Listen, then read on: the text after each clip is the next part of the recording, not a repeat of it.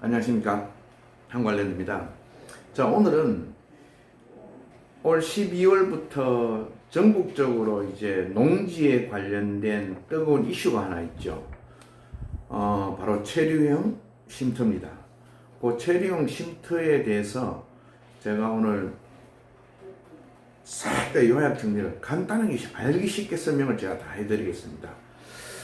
자, 요 설명을 하기 전에 아마 대한민국 농촌 살리기, 농지, 전원생활 여러 가지 종합적인 차원에서 제일 어떤 좋은 시행령인 것 같아요. 부동산 관점에서 볼 때. 자, 정리를 한번 해봅시다. 일단 대상자는 농지 소유자입니다. 농지 소유자. 간단하게 설명하고 있습니다. 농지 소유자. 면적은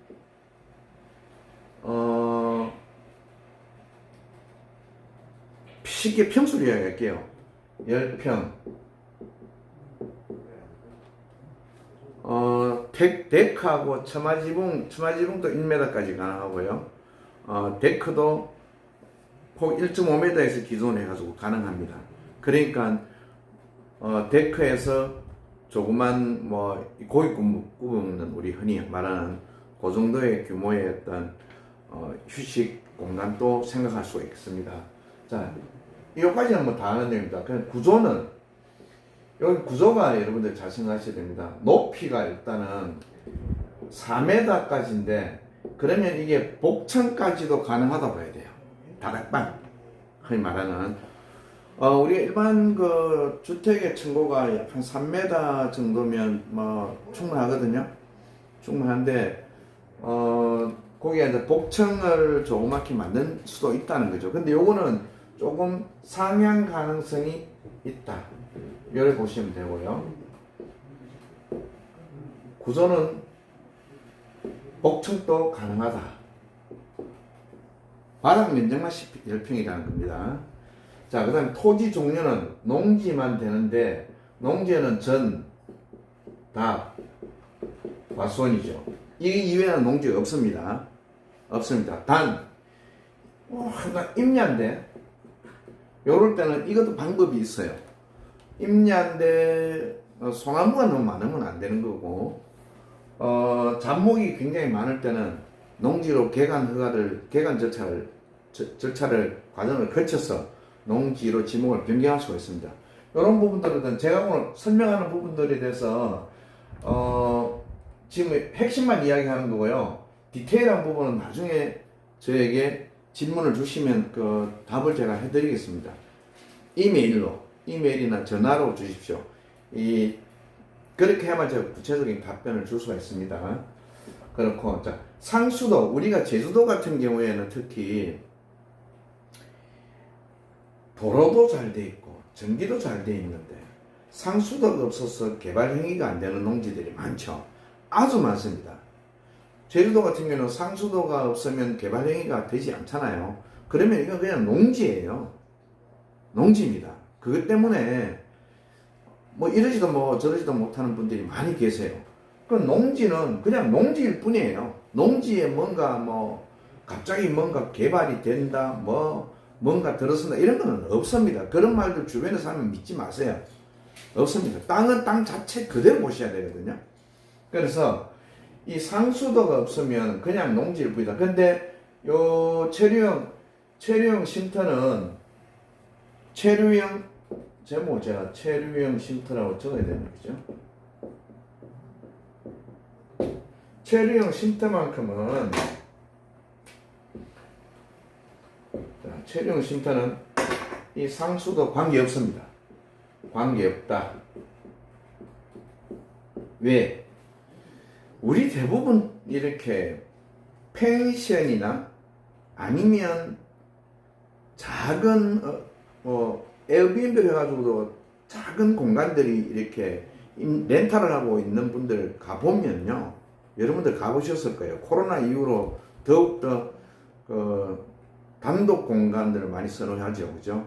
가보시면 대부분 물은 본인들이 먹는 물은 생수로 다 해가 드세요. 아니면 정수기를 하든지. 그리고 이 상수도와 관계없는 게 이제 그런 부분에서 먹는 거는 본인이 알아서 하시라 이 뜻이죠. 단지 여기에는 농업용수로 더럽다는 게 아닙니다. 뭐 농업용수 이런 걸로 인해서 싱크대, 샤워, 싱크, 그 다음에 화장실 이런 걸로 다 처리할 수 있겠죠, 그죠? 농지에 어지간한 농업용수는 다 들어와 있습니다. 그래서 그걸 활용하시면 된다. 자, 그 다음에 이 취등록세 부분은 없습니다. 취등록세 부분은 없고 그냥 신고하는데 비용만 몇십만 들 거예요. 그리고 1년에 재산세 뭐 1만원 내지 2만원 이렇게 보시면 될 거예요. 그래서 이건 없다. 그 다음 거주기간은 그 평생 거주할 수 있느냐? 일단은 법령적으로 3년 그리고 연장을 해서 12년 이렇게 되어 있습니다. 근데 요거도 아마 더 기간을 좀 더 많이 연장을 해야 된다라는 내용을 검토하는 중이고, 주택수에는 포함되지 않습니다. 주택수에 포함되지 않습니다. 근데 여기 목적은 실질적으로 목적은 5도, 2촌, 4도, 3촌 이렇게 그 도시에서 그 다음에 여기 체류형 쉼터에서 이렇게 나눠서 거주를 하겠지만, 근데 실제적으로 여기에서 계속 거주를 하시는 분들 계실 거예요. 주로 나는 전생활이 좋아. 이 노후에 텃밭 가꾸기 하면서 사실 거 아니에요. 그죠? 그래도 거주기간 상관없습니다. 목적하고는 달리 거주는 주택수에 포함되지 않으니까 거주를 여기서 쭉 하는 경우가 많을 거야, 아마. 어떻게 본집인지, 그거는 본인들의 이제 생활 취향에 맞게끔 하시면 되겠죠. 그 다음 전입신고는 안 됩니다. 그런데 이 전입신고는요, 상시거주로 들어가기 때문에 취지에 어긋나죠. 근데 전입신고를 만약에 하는 경우도 있을 거예요. 그런 분도 계실 겁니다. 거기서 이제 잠시 체류형이 아니고 오랫동안 거주를 하는데 우편물이나 다른 걸 받고 싶어 하시는 분들이 계실 거예요. 그런데 전입신고를 하면 허가가 취소되고 이거 원상복구 일이 되는 게 아니고 아마 과태료가 발생되죠. 그럼 과태료를 내면서도 내가 전입신고를 해서 있겠다 하시는 분들 계실 겁니다. 아시겠죠? 자, 그 다음에 도로는 지적도상 도로가 아니어도 상관없어요. 보통 시골에 가면은 농지와 농지 사이에 국어라는 어떤 있습니다. 구라고 있죠. 국어. 국어인데 이제 그 도로로 사용하고 있는 국어가 있습니다. 이 국어가 사유지일 수도 있고 또 도로가 사유지일 수도 있고 또 국어가 국어인데 또 현황 도로가 있거나 어쨌든 결론은 사용 도로만 있으면 된다. 이 사용 도로가 구급차나 소형 소방차. 즉 무슨 말이냐면은 이런 게 좀 한 2.5톤 우리가 트럭 생각하시면 될 거예요. 2.5톤 같으면 한 폭이 2m 조금 넘으면 충분히 들어갈 수 있겠죠, 그죠? 그렇게 상상해 보시면 됩니다. 자, 그 다음에 내가 사용하지 않을 때 에어비앤비나 그 임대나 렌탈이 가능할까? 불가능합니다. 불가능한데 개인적으로 자기 지인들끼리 회사원들끼리, 직장 동료들끼리, 친구들끼리, 친척들끼리 아니면 그 지인들을 통해서든 당연히 지인들끼리 그렇게 하는 거는 사용을 할 수 있겠죠. 당연히, 그죠? 요게 합법적인 꼼수죠. 그래서 이런 부분에서 또 지인들이 또 사용을 했을 때 공짜로 사용하겠습니까? 또 조금의 어떤 사용료는 주겠죠, 그죠? 그래서 요게 핵심이에요. 핵심이고, 그 다음에 자, 이 기회에 지금 개발행위 허가가 되지 않는 농지들, 개발행위가 되지 않는 농지들은 기회입니다. 이게 매도자 입장에서 볼 때도 기회죠. 기회이고, 매수자 입장에서 볼 때도 크게 어떤 내가 전원주택을 지어서 정말 세컨하우스를 멋지게 지어서 살고자 하는 분이 아니고, 내가 정말 즐기는 정도의 정말 제가 예를 들면 제주도를 이야기하는데, 제주도 같은 경우에는 내가 정말 왔다 갔다 즐기고 제주도를 너무 좋아해서 또 한 번씩 가서, 여러분들 한 달 살기, 보름 살기, 1년 살기 굳이 큰 평수가 필요할까요? 필요 없습니다. 실제 저희들 유튜브 고객들, 구독자분들하고 제 시청자분들 상담 많이 해보면 보름 살기, 한 달 살기, 1년 살기 하시는 분들 대부분 원룸, 투룸, 민박집 10평 미만에 계세요. 그렇지 않습니까? 그래서 제가 볼 때는요, 매도자 관점에서도 아주 기회고 매수자 관점에서도 기회다, 이래 생각을 듭니다. 왜냐? 자, 매수자들은 실수요자들이거든요. 실수요. 그러니까 큰 평수가 필요하다, 필요 없다. 큰 평수가 필요 없다. 큰 평수가 필요 없다. 그냥 즐긴다. 즐기는 정도. 세컨하우스. 그 정도거든요. 물론 제주도에 내가 정말 집을 제대로 주택을 짓고 거기서 제대로 진짜 풀빌라처럼 하시겠다, 펜션 하시겠다는 분들 계시겠지만은, 제가 볼 때는 거의 제주도 땅을 찾으시는 분들 거의 7, 80%, 8, 90%는 실제 실수요자, 실제 내가 즐기고 휴식을 취하고 정말 1년을 살다가 오기도 하고 이러는데, 꼭 보면 비싼 전원주택을 사고 난 뒤에는 나중에 처분을 못해가 참 곤란한 사람들이 많았었어요. 그래서 그렇게 볼 때 이 실소유자, 그 다음에 실소평, 이렇게 생각하면 되겠죠. 한테는 기회다. 매수한테는 기회죠. 왜? 건축허가 나는 땅들은 다 비싸잖아요. 가격이. 근데 건축허가 나지 않는 땅들은 싸죠. 그런 상황에서 보면 서로 협의점이 찾아진다. 그리고 매도자 입장에서는 내 농지에 평생 놔두면 농지인데, 계속 농지인데, 이 체류용 쉼터에서 이 큰 평수 같은 경우에는 소형 평수로 했을 때 매수청이 이루어지겠습니까? 안 이루어지겠습니까? 이 실수요청이 이 소형으로, 다 소형으로, 중간에 소형으로 갑니다. 소형. 그래서 개발 행위가 되는 땅이든 되지 않는 땅이든 또 체류용 쉼터를 찾는 분, 대부분 손님들은, 대부분 그 매수자, 실수요평 고객들은요, 소형을 찾게 됐습니다. 그러면 지금 또 제주도에는요, 제주도가 아니고 전국이 마찬가지입니다. 소형 평수가 싸다 비싸다. 소형 평수가 가격이 비쌉니다. 대형은 가격이 뚝 떨어지죠. 대형을 사서 뭘 하겠냐는 거죠. 여러분들 우리가 입장을 바꿔놓고 생각해 보시면 돼요. 대형 평수 사서 뭘 할까? 농사밖에 짓는 밖에 없어요. 그러면 실속형 체류용 쉼터를 하는데, 내가 도시에서 왔다 갔다 하고 또 1년 살기, 한 달 살기, 보름 살기, 6개월 살기 하는데, 농사 지으러 땅 뻘뻘 내면서 그거 가는 거 아니거든요. 그래서 텃밭 정도만 있으면 된다 라는 개념을 가지고 있다는 거죠. 그러니까 매도자 입장에서는 큰 평수가 있으면, 예를 들어 700평, 700평도 커요, 사실은. 그래서 700평, 1000평, 이런 경우에는요, 체류용 쉼터 매수자, 실속형 실수요자분들이 접근할 수 있도록 해주는 게 맞습니다. 그 방법을 찾아야 되죠. 자, 그 다음에 제가 정말 중요한 이야기를 한번 또 해드리고 싶은 게, 또 어떤 게 인기가 있을까요?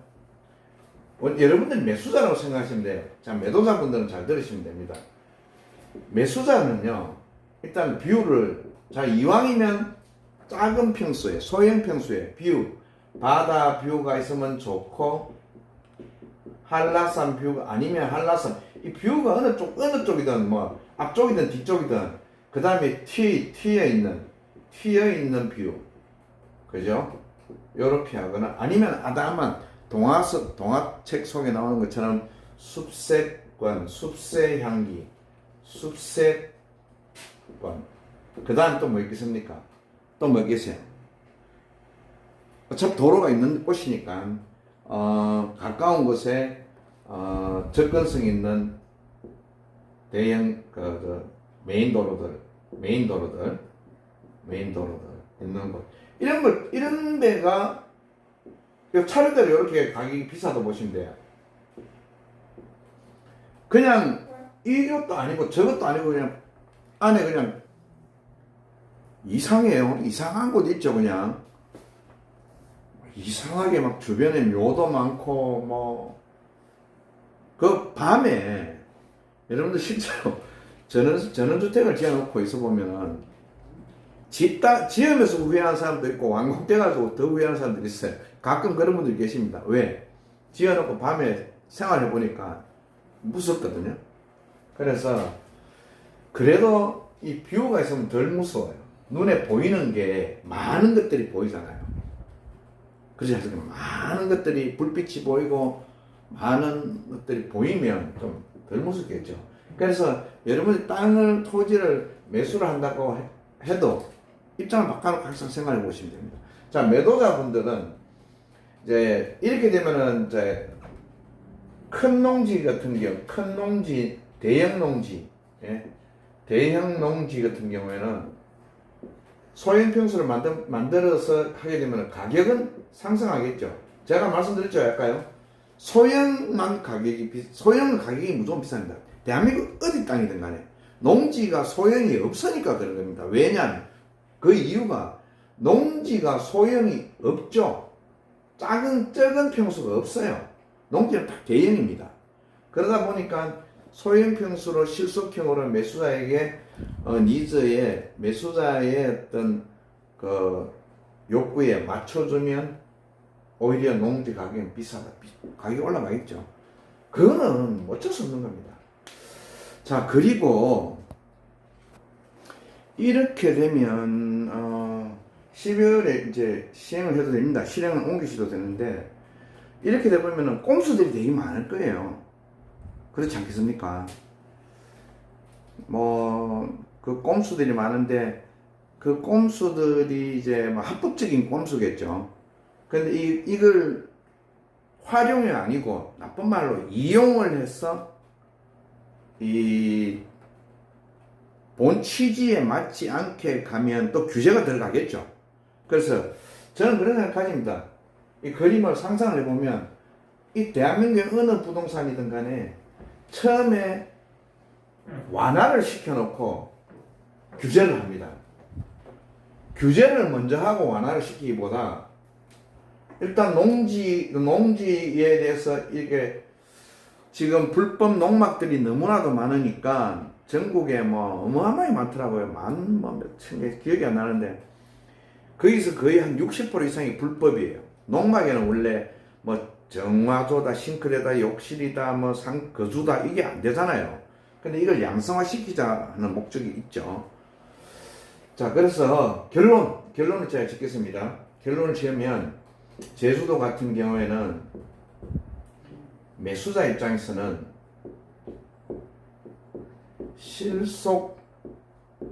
실수요로 사기할 수 있는 기회다. 이 기회다. 한 달 살기, 보름 살기, 6개월 살기, 1년 살기, 또 내가 하면 또 내가 이제 제주도의 재미를 다 봤다 하면 또 내 지인들, 내 가족들, 내 친구들한테 또 그렇게 줄 수도 있고, 합법적인 임대는 안 되지만은 또 그렇게 할 수도 있고, 여러 가지 활용 가능하기 때문에 기회다. 적은 소형 평수로, 이제는 정말 내가 이제 제주도에서 좀 체류하고 좀 왔다 갔다 하면서 즐길 수 있는 어떤 기회가 왔다. 그리고 매도자 입장에서는 개발행위 허가가 되지 않는 농지, 개발행위 허가가 되지 않는 이런 농지에 대해서는 정말 잘 계획을 잡아서 컨설팅을 해서 매매할 수 있는 기회다. 기회다. 이게 다 매도자, 매수자 다 기회인 거예요. 매도자, 매수자 다 기회인 겁니다, 이게. 이해되시죠? 근데 이 시기를 또 놓치면 이제 규제가 또, 이걸 꼼수를 잘못 이용하다 보면 규제가 들어오면 또 그때는 또 매수자도 또 주춤하고 매도자는 또 답답하고 이런 경우도 발생할 수 있겠죠. 그래서 여러분들이 잘 생각하시고, 지금 여기서 보면 제주도뿐 아니고 전국에, 물론 제주도가 우리나라에서 가장 큰 관광지지만은, 가장 아름다운 곳이지만은, 뭐 전국의 아름다운 휴양지에 이제 접근성이 좀 좋은 곳, 이런 데에 이제 그 농지들이 개발행위가 되지 않고 허가가 되지 않는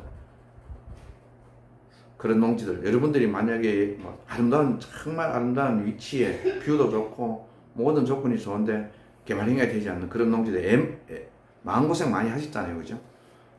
그렇게 이제 소형을 만들어서 할 수 있는 기회고, 자, 그 다음에 이게 활용하는 그 합법적인 꼼수 부분은 제가 다음 시간에 이야기 드릴게요. 물론 불법은 하면 안 됩니다. 합법적인 부분에 대한 꼼수라고 해야 되나? 그런 게 많이 있어요, 합법적으로. 그래서 이제 꺼내 아시면 되고, 그 다음에 모든 농지, 절대농지도 절대농지 진흥구역 다 됩니다. 단 안 되는 거는 그린벨트 내에 있는 농지는 체령 쉼터가 안 됩니다. 명심해 주세요. 그거는 국토법 적용받기 때문에. 자, 다음 쭉 내용들이 많은데 다음 시간에는 또 이걸 합법적으로 이 다양한 활용을 할 수 있는 부분이 너무 많아요. 그래서 국가에서도 농림부에서도 복합 체령 쉼터 단지도 만든 계획을 가지고 있더라고요. 이건 활성화시켰다는 거죠. 자, 그런 부분들과 그다음 합법적인 어떤 활용 부분들을 제가 다음 시간에 또 한번 정리해 드리겠습니다. 한 관련됐습니다. 감사합니다.